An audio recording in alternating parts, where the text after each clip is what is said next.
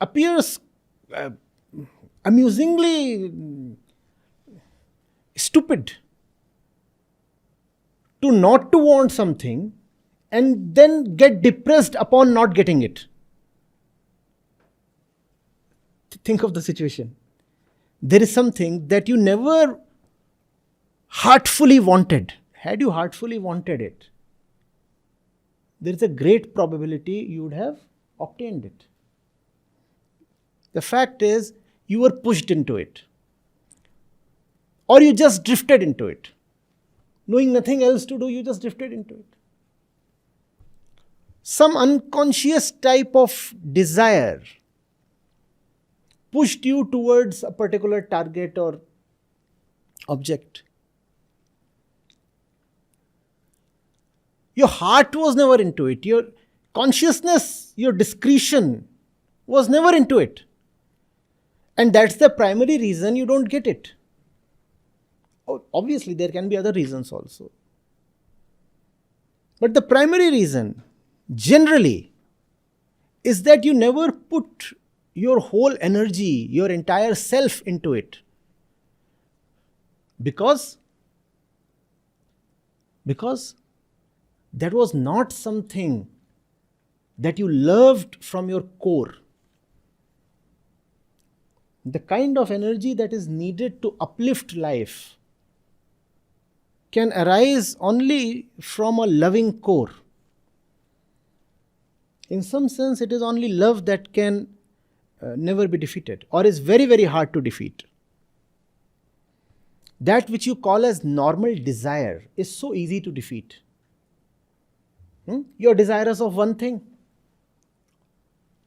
The salesman displays something more attractive to you. What do? Your desire immediately flips, or does it not? Does it not? The same thing does not apply to love. Because love involves consciousness. You have chosen something after due discretion.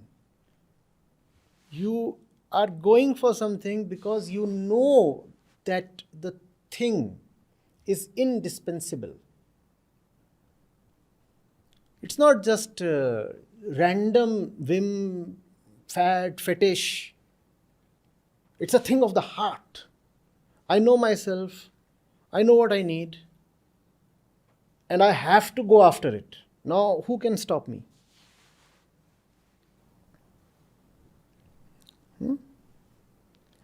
Mostly, your rejections are worth celebrating.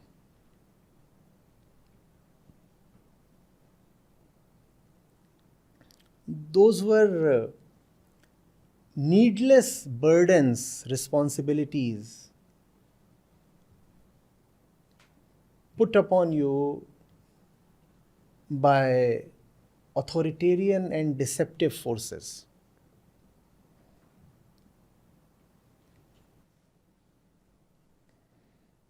And that's probably the only way to live, especially as a young person, no?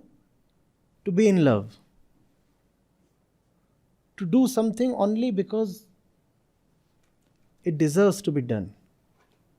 And it's so lovely, so compelling, so beautiful that it becomes irresistible. You cannot not do it. You cannot not love it. Now tell me, where is failure? So the problem does not lie in defeat or failure or rejection. The problem lies in the choice of the goal. Are you getting it? The question has to be, where are your goals coming from? How did something become your goal? How have you started wanting something? How exactly does that happen? And the quality of your choice depends on the quality of your being, the quality of the chooser within. If you are inwardly asleep, then all your choices will arise from very nebulous, very vague kind of criteria. They would not be choices in the real sense of the word. They would be like the toss of a dice. A 3 could show up, 1 could show up, 6 could show up. Have you chosen? It's a blind toss. Anything can show up. You have not chosen something. Randomly stuff is happening with you. And in biological life, there is only randomness. Just randomness. In conscious life, there is conscious choice arising from a single criteria, and that criteria is freedom. Randomness has no criteria. If there is some criteria, it can no more be called randomness. In internal life, there has to be a single criteria against which you determine your choices. What is that criteria? Freedom, betterment, liberation, growth. Is this making me better? Is this widening, deepening my consciousness? Am I learning something from this? Am I becoming more fearless out of this? That's what should determine the choice. And when your choices come from there, then you can take defeats in your stride. Then you say, fine, it's a lifelong journey. It's something I have to continuously do. It's such a humongous project, it can never get over. Will you ever say that your love for something has exhausted? You don't want to say that, right? So the project has to be an eternal one.